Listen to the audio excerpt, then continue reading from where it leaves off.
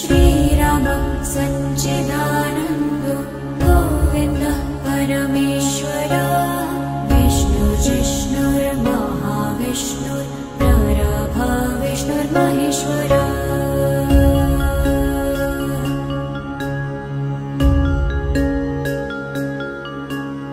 लोककर्ता जगन्नाथो महाकर्ता महायशाः महर्षि कपिलाचार्य लोकचारी सुरहरे